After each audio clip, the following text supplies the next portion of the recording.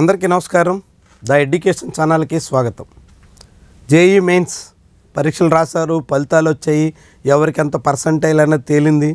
ఇక చాలామంది మాకెంత పర్సంటైల్ వచ్చింది, సీట్ వస్తుందా, మాకెంత పర్సంటైల్ వచ్చింది, ఏ ఎన్ఐటీలో సీట్ వస్తుంది, ఏ జిఎఫ్టిఏలో వస్తుంది, ఏ ట్రిపుల్ ఏ బ్రాంచ్ వచ్చే ఛాన్స్ ఉంది, ఇట్లా చాలామంది అడుగుతూ ఉన్నారు.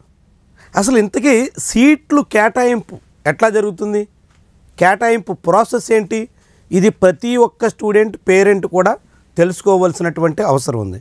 అందుకనే జోసా సీట్ అలాట్మెంట్ ప్రాసెస్ ఎట్లా ఉంటుంది అన్న దాని మీద ఈ వీడియోలో మీకు పూర్తిగా వివరించే ప్రయత్నం చేస్తాం. చివరి వరకు వీడియో చూడండి. జోసా అంటే జాయింట్ సీట్ అలొకేషన్ అథారిటీ, అంటే IITs, NITs, triple ITs, GFTS ఇలాంటి 4 కేటగిరీలకు సంబంధించిన విద్యా సంస్థలన్నింటికీ సంబంధించి సీట్ల కేటాయింపుని జోసా ఆధ్వర్యంలో నిర్వహిస్తారు. దేశంలో 23 ఐఐటీలు ఉన్నాయి, 33 ఎన్ఐటీలు ఉన్నాయి, 20కి పైగా ట్రిపుల్ ఐటీలు ఉన్నాయి, 40 పైగా జిఎఫ్టిఎస్ ఉన్నాయి. జిఎఫ్టిఎస్ ప్రతి ఏటా జోసాలో పాల్గొనేటువంటి సంఖ్య అటు ఇటు మారుతూ ఉంటుంది. వీటన్నింటికీ కలిపి సుమారుగా 55,000 వరకు సీట్లు ఉంటాయి. ఈ 55,000 సీట్ల భర్తీని రిజర్వేషన్ల ప్రాతిపదికన అడ్మిషన్స్ ప్రక్రియని పూర్తి చేసే బాధ్యతను జోసా చూస్తుంది. మీరు ఐఐటీలో చేరాలంటే అందరికీ తెలుసు, జేఈ అడ్వాన్స్డ్ ర్యాంక్, మంచి ర్యాంక్ సాధించి ఉండాలి. జేఈ అడ్వాన్స్డ్ ర్యాంక్ ఆధారంగా ఐఐటీలో సీట్లు ఇస్తారు. మిగిలిన 3 ఇన్స్టిట్యూషన్స్ అంటే ఎన్ఐటీస్, ట్రిపుల్ ఐటీస్, జిఎఫ్టిఎస్ ఏమైనా కానీ అది జేఈ మెయిన్ స్కోర్తోనే జోసా 5 రౌండ్లలో అడ్మిషన్స్ ఇస్తుంది. 5 రౌండ్లలో మొత్తం ఈ అలాట్మెంట్ ప్రాసెస్ పూర్తి చేస్తారు. అప్పటికీ ఖాళీలు ఉంటే మిగిలినటువంటి సీట్లకు సంబంధించి సిఎస్ఏబి, సిశాబ్ అని పిలుస్తూ ఉంటారు, సెంట్రల్ సీట్ అలొకేషన్ బోర్డ్, సిశాబ్ ఆధ్వర్యంలో సీట్ల భర్తీ ప్రక్రియ సాగుతుంది. అదొక 2 రౌండ్లు ఉంటుంది. మొత్తం 7 రౌండ్లలో ఎన్ఐటీలు, ట్రిపుల్ ఐటీలు, అదేవిధంగా జిఎఫ్టిఎస్ వీటన్నిటికీ సంబంధించినటువంటి సీట్ల భర్తీ ప్రక్రియ జరుగుతుంది. ఈ మొత్తం దాదాపుగా 55,000 సీట్లు ఉంటాయని మనం మాట్లాడుకున్నాం. ఆ సీట్లకు సంబంధించి ముఖ్యంగా హోమ్ స్టేట్ కోటా, ఎక్కడైతే ఇన్స్టిట్యూట్ ఉంటుందో ఎన్ఐటీ వాటిలో హోమ్ స్టేట్ కోటా ఉంటుంది. అది ఐఐటీల్లో అలాంటి హోమ్ స్టేట్ కోటా ఉండదు. ఎన్ఐటీల వరకు మాత్రం హోమ్ స్టేట్ కోటా పేరుతో సగం సీట్లను, 50% సీట్లను ఆయా రాష్ట్రాల స్టూడెంట్స్కి కేటాయిస్తారు. మిగిలిన 50% అదర్ స్టేట్ కోటాలో మిగిలిన దేశంలోని అన్ని ప్రాంతాల స్టూడెంట్స్ కూడా పోటీ పడేందుకు అవకాశం ఉంటుంది. సో కాబట్టి ఈ జోసా ప్రక్రియ ఈ ఏడాది జూన్ 10వ తారీఖు నుంచి మొదలవుతుంది. ఈ ప్రాసెస్ ఏంటంటే, మొదట జోసా జూన్ 10 నాటు రిజిస్ట్రేషన్ ప్రక్రియ స్టార్ట్ చేసిన తర్వాత అందరూ అభ్యర్థులు రిజిస్ట్రేషన్ చేసుకుంటారు. ఎవరు రిజిస్ట్రేషన్ చేసుకోవాలి? ఇప్పుడు ఎవరైతే చాలామంది మాకు సీట్ వస్తుందా, మాకు ఇంత పర్సంటైలే ఉంది, మేము ఇంత ర్యాంక్ వచ్చాం, మాకు దక్కుతుందా లేదా అని కన్ఫ్యూజన్లో ఉన్నటువంటి వాళ్ళు కూడా ఎవరైనా సరే ఇక్కడ జోసాలో అప్లై చేసుకోవడం ఉత్తమం. ఎందుకంటే గత ఏడాది మొత్తం జోసాలో 14,80,000 మంది స్టూడెంట్కి గాను, జేఈ మెయిన్స్ రాసినటువంటి వాళ్ళకు గాను కేవలం 2,07,000 మంది మాత్రమే జోసాలో రిజిస్ట్రేషన్ చేయించుకున్నారు. అంత ముందేడాది 2023లో అది 1,96,000 మందే. అంతకుముందు 2,14,000 మంది రిజిస్ట్రేషన్ చేయించుకున్నారు. మరి ఈసారి ఎవరు చేయించుకోవాలి, ఎంతమంది చేయించుకోవాలి అంటే, తమకు వచ్చినటువంటి ర్యాంక్ని బట్టి మాకు ఎన్ఐటీలో సీట్ వస్తుంది అని గ్యారంటీ ఉన్నటువంటి బ్యాచ్ ఉంటుంది. అదేవిధంగా మాకు ఇంత ర్యాంక్ వచ్చింది, మేము కోరుకున్నటువంటి బ్రాంచ్ వస్తుందా, మేము కోరుకున్నటువంటి ఇన్స్టిట్యూషన్లో చేరగలమా లేదా అని బార్డర్లో ఉన్నటువంటి స్టూడెంట్స్ ఉంటారు. ఈ 2 సెక్షన్స్తో పాటుగా మాకు అసలు సీట్ వస్తుందో రాదో, అసలు వస్తుందన్న గ్యారంటీ లేనటువంటి వాళ్ళు కూడా రిజిస్ట్రేషన్ చేసుకుంటారు. ఎందుకు రిజిస్ట్రేషన్ చేసుకోవాలి అంటే, ఖచ్చితంగా రిజిస్ట్రేషన్ ప్రాసెస్లో జాగ్రత్తలు పాటిస్తే ఎవరైనా తప్పులు చేసినప్పుడు అలాంటి చోట సజావుగా వ్యవహరించినటువంటి వాళ్ళ స్థానంలో ఎక్కువ ర్యాంక్ వచ్చినటువంటి వాళ్ళకు కూడా సీటు వచ్చినటువంటి ఉదంతాలు ఉన్నాయి. 2024లో 7 లక్షల ర్యాంక్ వచ్చినటువంటి ఒక స్టూడెంట్కి 7 లక్షల ర్యాంక్ వచ్చినటువంటి ఒక స్టూడెంట్కి ఎన్ఐటీలో సీట్ వచ్చింది. ఎట్లొచ్చింది అంటే అతను ఈ జోసా ప్రాసెస్లో జోసా కౌన్సిలింగ్ విషయంలో జాగ్రత్తగా వ్యవహరించాడు. అది స్టేట్ కోటా, ఆ కోటాలో అక్కడ అప్లై చేసినటువంటి వాళ్ళు తక్కువ సంఖ్యలో ఉండడం అతనికి సీట్ వచ్చేదానికి అవకాశం ఏర్పడింది. ఎప్పుడైనా అంతే, పోటీని బట్టే ఫలితాలు ఉంటాయి. పోటీ తక్కువ ఉంటే తక్కువ ర్యాంక్ కూడా ఎక్కువ ర్యాంక్ వచ్చినప్పటికి కూడా సీట్ వచ్చేదానికి అవకాశం ఉంటుంది. గత ఏడాది కన్నా ఈసారి జేఈ మెయిన్స్లో ఎప్పీర్ అయినటువంటి స్టూడెంట్స్ సంఖ్య తక్కువ కాబట్టి ఈసారి జోసా కౌన్సిలింగ్లో రిజిస్ట్రేషన్ చేసుకునేటువంటి వాళ్ళు కూడా ఎంతమంది ఉంటారు అన్న దాని మీద రకరకాల లెక్కలు ఉన్నాయి. ఏమైనా సగటున 2 లక్షల మంది వరకు రిజిస్ట్రేషన్ చేసుకుంటారు కాబట్టి మీరు కూడా ర్యాంక్ తక్కువ వచ్చింది మాకు సీట్ వస్తుందా లేదా అనేటువంటి సందిగ్ధం బార్డరు ఇలాంటి ఉన్నటువంటి వాళ్ళు కూడా రిజిస్ట్రేషన్ చేయండి. రిజిస్ట్రేషన్ చేస్తే సీట్ వస్తుందా లేదా అన్న తర్వాత ముందు రిజిస్ట్రేషన్లో మాత్రం జోసాలో మాత్రం పార్టిసిపేట్ చేయండి. జోసా కౌన్సిలింగ్లో పార్టిసిపేట్ చేస్తే సీశాబ్ వరకు మీరు కొనసాగితే ఏ దశలోనైనా ఎక్కడైనా అవకాశం వస్తే రావచ్చు. వస్తుందని ఎక్కడ గ్యారంటీ ఉండదు. గ్యారంటీ ఉన్నటువంటి బ్యాచ్ అట్టాను గ్యారంటీగానే ఉంటారు. ఇక ఇందులో ప్రాసెస్ ఏంటంటే ఫస్ట్ మనం రిజిస్ట్రేషన్ చేసుకుంటాం. ఆ తర్వాత ఆప్షన్స్ మొత్తం 607 ఆప్షన్స్ ఉంటాయి. జోసా కౌన్సిలింగ్లో జేఈ మెయిన్స్ క్వాలిఫై అయినటువంటి స్టూడెంట్స్ 607 ఆప్షన్స్ పెట్టచ్చు.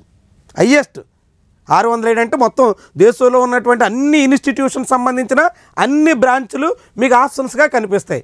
అందులో మీకు నచ్చినటువంటి వాటిలో దాదాపు 100 వరకు మినిమం ఆప్షన్స్ పెట్టాలి. ఎవరైనా సరే స్టూడెంట్ 100 వరకు మినిమం ఆప్షన్స్ పెట్టడం ఉత్తమం.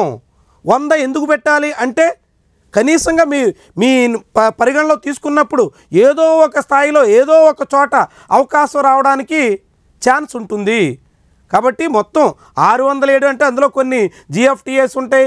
అలాంటి చోట్ల ముఖ్యంగా నార్త్ ఈస్ట్ స్టేట్స్లో ఉన్నటువంటి చాలా ఇంజనీరింగ్ కాలేజీలు, మన స్టేట్లో ఉన్నటువంటి ఈఏపీ సెట్ ద్వారా వచ్చినటువంటి కాలేజీల కన్నా కూడా తక్కువ స్టాండర్డ్లో ఉన్నటివి కూడా ఉంటాయి. కాబట్టి అటువంటి వాటిని వదిలేసిన మిగిలినటువంటి ఓ మోస్తరుగా ఉన్నటువంటివి మేజర్ ఇన్స్టిట్యూషన్స్ అన్నింటికి కూడా అప్లై చేయడం అనేది కనీసంగా ఒక 100 ఆప్షన్స్ని పెట్టుకోవాల్సి ఉంటుంది.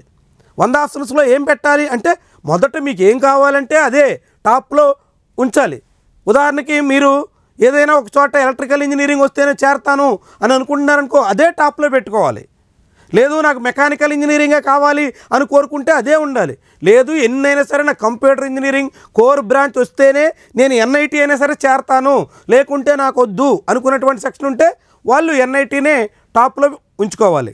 అట్లా ప్రయారిటీని బట్టి ఆర్డర్ ఆఫ్ ప్రయారిటీలో 1 నుంచి 100 వరకు ఎన్నైనా 607 వరకు ఇచ్చుకోవచ్చు. కాబట్టి మీ చాయిస్ ఎక్కువ ఇవ్వడం అనేది ఉత్తమం. సో ఆప్షన్స్ ఇస్తాం. ఆప్షన్స్ ఇచ్చిన తర్వాత మార్క్ సీట్ ఎలకేషన్ ఉంటుంది. మీరు ఇచ్చినటువంటి ఆప్షన్స్ ఆధారంగా మీకు ఎక్కడ సీట్ వచ్చే అవకాశం ఉంది అన్నదాన్ని జోసా ముందుగా రిలీజ్ చేస్తుంది. మార్క్ సీట్ ఎలకేషన్ దాదాపుగా ఇంచుమించు మీకు పలానా చోట రావచ్చు అనేటువంటి ఒక సంకేతాన్ని జోసా ఇస్తుంది. ఇది 3rd స్టెప్. ఇక 4th స్టెప్లో మీ ఆప్షన్స్ అన్నింటినీ లాక్ చేసుకోవాల్సి ఉంటుంది. మీకు మార్క్ ఎలకేషన్లో వచ్చినటువంటి సీట్ చూసుకుని మీరు అటు ఇటుగా మార్చుకోవచ్చు, మీ చాయిస్. కానీ ఆ తర్వాత 4th స్టెప్లో మీ ఆప్షన్స్ని లాక్ చేయాల్సి ఉంటుంది. ఆప్షన్స్ లాక్ అయిన తర్వాత అసలు అలాట్మెంటు ఫస్ట్ లిస్ట్ వస్తుంది.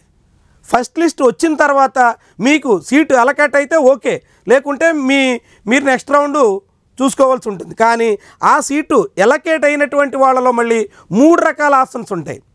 సీటు ఫ్రీజ్ చేసుకోవచ్చు, అంటే ఫ్రీజ్ అంటే ఇక మీకు అదే సీటు ఫిక్స్ అయిపోద్ది.